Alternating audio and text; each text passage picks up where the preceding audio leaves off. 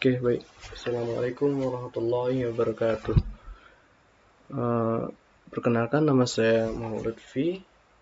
Saya dari kelas D3 IIP 4402, NIM 6706202103. Saya akan menjelaskan tentang implementasi struktur data asesmen 2 praktik.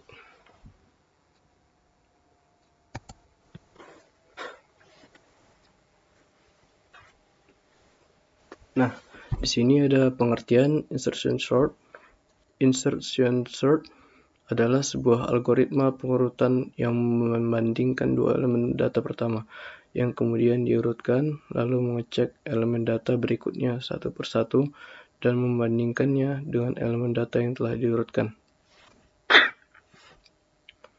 Insertion sort bertujuan untuk mengurutkan seluruh array dari kiri ke kanan. Nah, jadi di sini saya contoh penggunaan algoritmanya menggunakan kartu.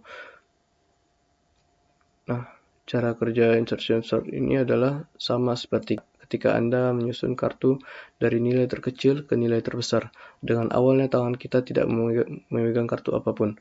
Kemudian kita mengambil kartu pertama secara random. Angka kartunya tidak terlihat dan kita simpan di posisi bagian paling kiri. Setelah itu kita ambil lagi kartu kedua secara random. Bila kartu kedua ini memiliki nilai yang lebih kecil dibandingkan dengan kartu pertama, maka kartu kedua akan bertukar posisi dengan kartu pertama. Selanjutnya, kita ambil kartu berikutnya secara random, kemudian proses penyusunan atau sortir dilakukan berulang seperti di atas. Maka hasil akhirnya kita akan memiliki seri kartu yang berurutan dari nilai terkecil sampai nilai terbesar.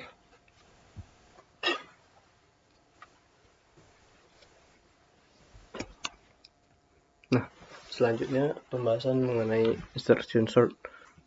Nah, di sini saya akan menjelaskan array-nya secara vertikal, bukan secara horizontal.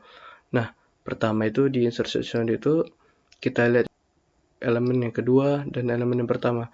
Nah, kalau elemen kedua ini lebih kecil dari elemen yang pertama, maka elemen kedua ini dinaikkan ke atas.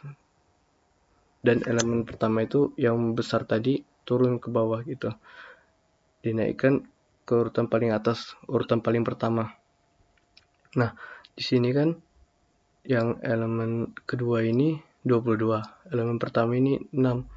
Elemen kedua ini kan lebih besar dari elemen yang pertama, maka tetap dia tidak diubah gitu.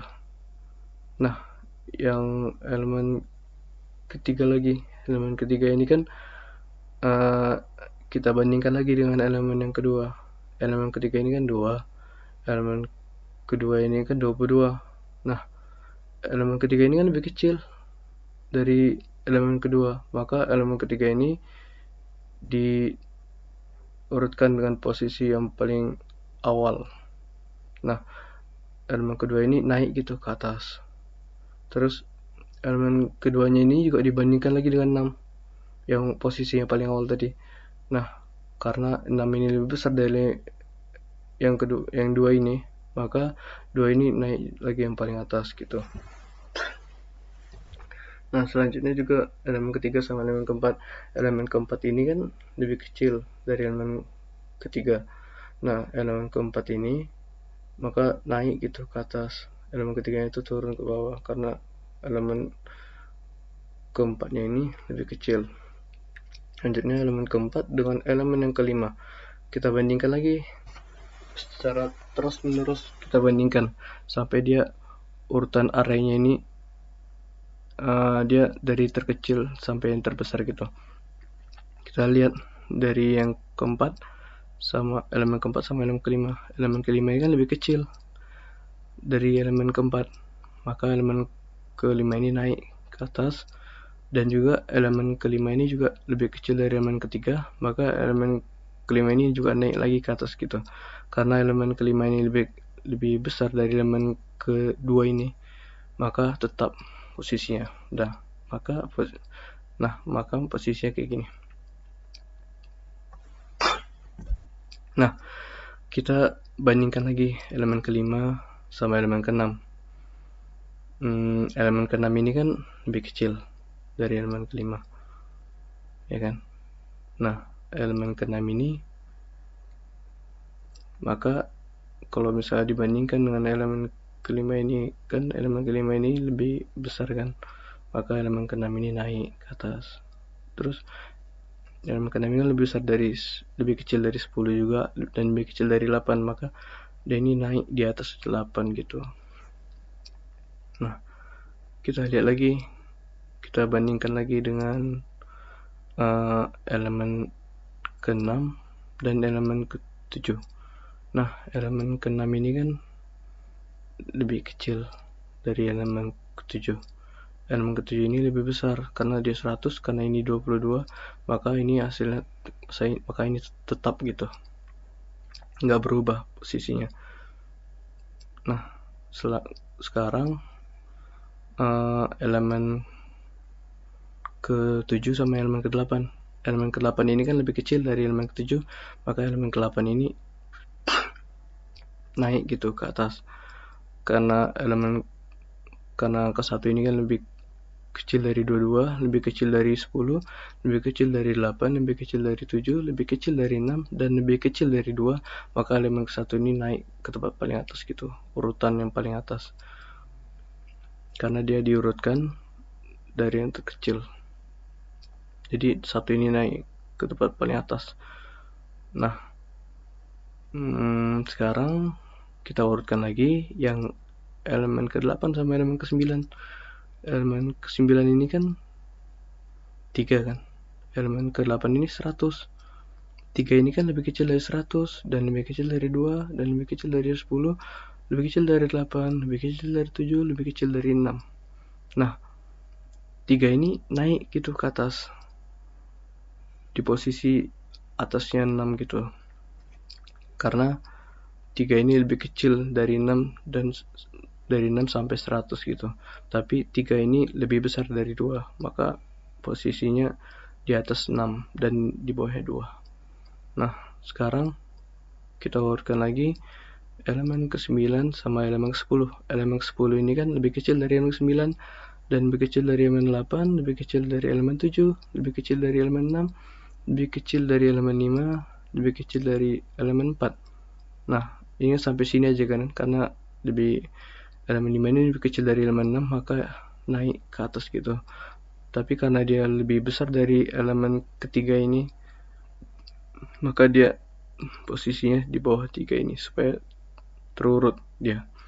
Nah, inilah jadinya nih, data array-nya nih udah terurut gitu. Nah, tadi kan yang yang kartu. Jadi kan sebagai contohnya kartu. Nah, yang kartu itu kan misalnya kita contohkan yang ini. Kita ambil data pertama. Kita ambil kartu yang pertama. Kartu pertama itu kita belum tahu tuh angkanya. Terus kita ambil lagi random yang angka kedua. Nah, misalnya tuh angka yang pertama itu di kartu itu angka 6, dan angka keduanya itu angka 22. Nah, kita bandingkan, kan angka kedua ini kita bandingkan dengan angka yang pertama di kartu. Nah, yang kedua ini misalnya lebih besar dari angka yang pertama, maka dia posisinya akan tetap. Kalau misalnya yang data yang kedua ini di kartu lebih kecil dari yang pertama, maka diurutkan dia akan yang paling pertama gitu.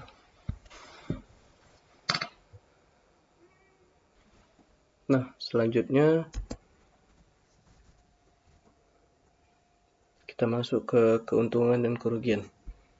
Nah, di keuntungan ini, keuntungan dari insertion sort, yang pertama itu sangat efisien untuk data yang berukuran kecil. Dan yang kedua ini sederhana dalam penerapannya.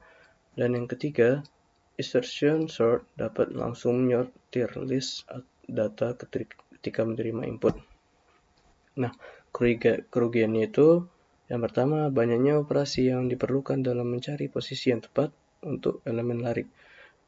Dan yang kedua, untuk lari yang jumlahnya besar ini tidak praktis.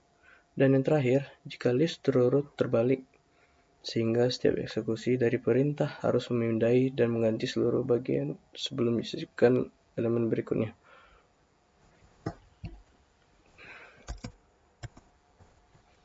Mungkin itu saja yang dapat saya sampaikan. Mohon maaf apabila ada kekurangan. Assalamualaikum warahmatullahi wabarakatuh.